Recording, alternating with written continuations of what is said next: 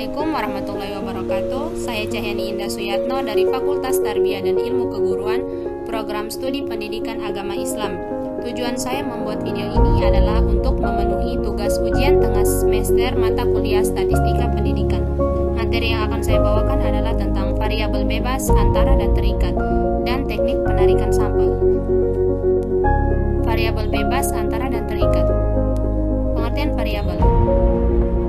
Menurut S. Margono, variabel didefinisikan sebagai konsep yang mempunyai variasi nilai. Misalnya variabel model kerja, keuntungan, biaya promosi, volume penjualan, tingkat pendidikan manajer, dan sebagainya. Macam-macam variabel. Macam-macam variabel menurut fungsinya. Yang pertama, variabel independen. Variabel independen disebut juga sebagai variabel bebas, yaitu variabel yang menjadi sebab perubahannya variabel terikat.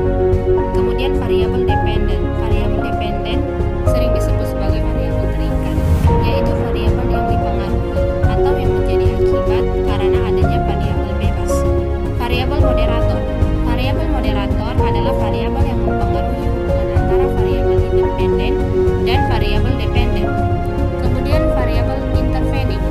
Variabel intervening adalah variabel yang secara teoritis mempengaruhi hubungan antara variabel independen dan dependen, tetapi tidak diamati dan diukur. Variabel ini merupakan variabel penyela yang terletak di antara variabel independen dan dependen, sehingga variabel independen tidak langsung mempengaruhi berubahnya variabel dependen. Kemudian variabel kontrol. Variabel kontrol adalah variabel yang dikendalikan atau dibuat konstan sehingga hubungan variabel independen terhadap dependen tidak dipengaruhi oleh faktor luar yang tidak diteliti. Macam-macam variabel menurut datanya. Yang pertama, variabel nominal. Variabel nominal yaitu variabel yang bersifat discrete dan saling pisah. Maksudnya, saling pisah antara kategori satu dengan yang lain. Yang kedua, variabel ordinal, yaitu variabel yang disusun berdasarkan dengan berurutan, jadi merupakan ranking yang berurutan. Variabel interval. Variabel interval adalah variabel yang dihasilkan dari pengukuran di mana dalam pengukuran terdapat suatu pengukuran yang sama. Kemudian variabel rasio adalah variabel yang dalam kuantitatifnya hanya mempunyai nol mutlak.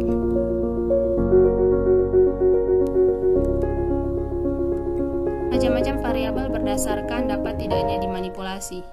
Yang pertama variabel aktif, yaitu variabel yang dapat dikendalikan oleh peneliti, seperti temperatur ruangan dan lain-lain.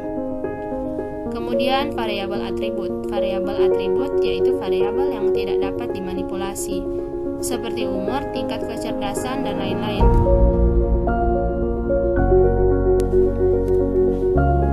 Jenis-jenis hubungan antara variabel.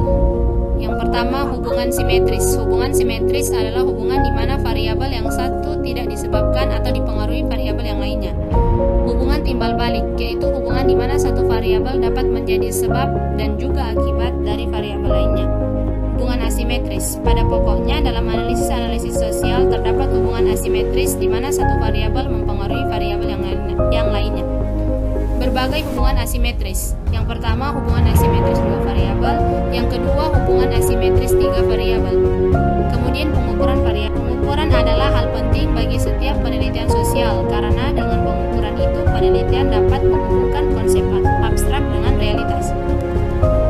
Proses pengukuran mengandung 4 kegiatan pokok sebagai berikut. Yang pertama, menentukan indikator. Yang kedua, menentukan ukuran masing-masing dimensi, kemudian menentukan ukuran yang akan digunakan, kemudian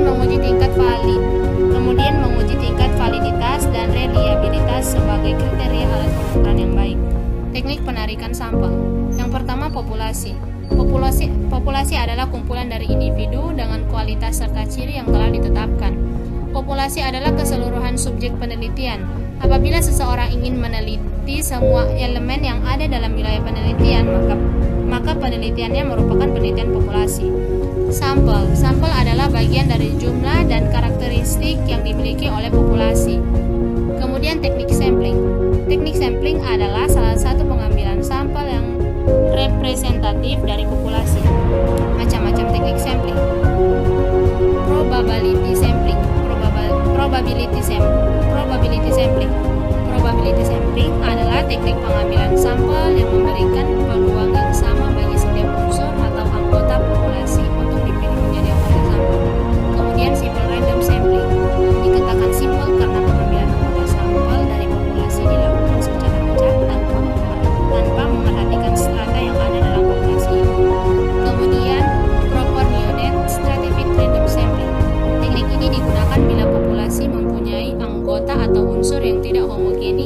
dan berstrata secara proporsional. Kemudian disproportionate stratified random sampling. Teknik ini digunakan untuk menentukan jumlah sampel bila populasi berstrata tapi kurang proporsional. Cluster sampling atau area sampling. Teknik ini digunakan untuk menentukan sampel apabila objek yang akan diteliti atau sumber data sangat luas. Non-probability sampling merupakan teknik pengambilan sampling yang tidak memberikan kesempatan peluang pada setiap anggota populasi untuk dijadikan data sampel.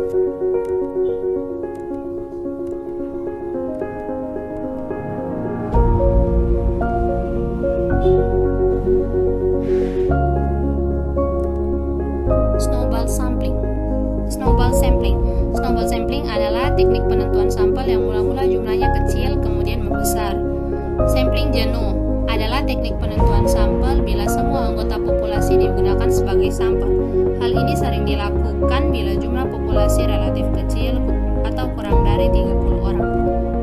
Selanjutnya, pedoman menentukan sampel. Pemilihan metode pengambilan sampel hendaknya mempunyai sifat-sifat seperti berikut. Yang pertama, dapat menghasilkan gambaran yang dapat dipercaya dari seluruh populasi yang diteliti. Kemudian dapat menentukan presisi hasil penelitian dengan jalan menentukan penyimpangan standar dari taksiran-taksiran yang akan diperoleh. Selanjutnya, sederhana sehingga mudah dilaksanakan. Dapat memberikan keterangan yang sebanyak mungkin dengan biaya yang serendah-rendahnya. Merupakan penghematan yang nyata dalam soal waktu, tenaga, dan biaya bila dibandingkan dengan pencacahan lengkap. Faktor-faktor yang mempengaruhi sampel. Yang pertama, derajat keseragaman dari populasi, kepercayaan, presisi yang dikehendaki dari penelitian, kemudian biaya, tenaga, dan waktu. Demikian yang bisa saya paparkan, lebih dan kurangnya saya mohon maaf. Wassalamualaikum warahmatullahi wabarakatuh.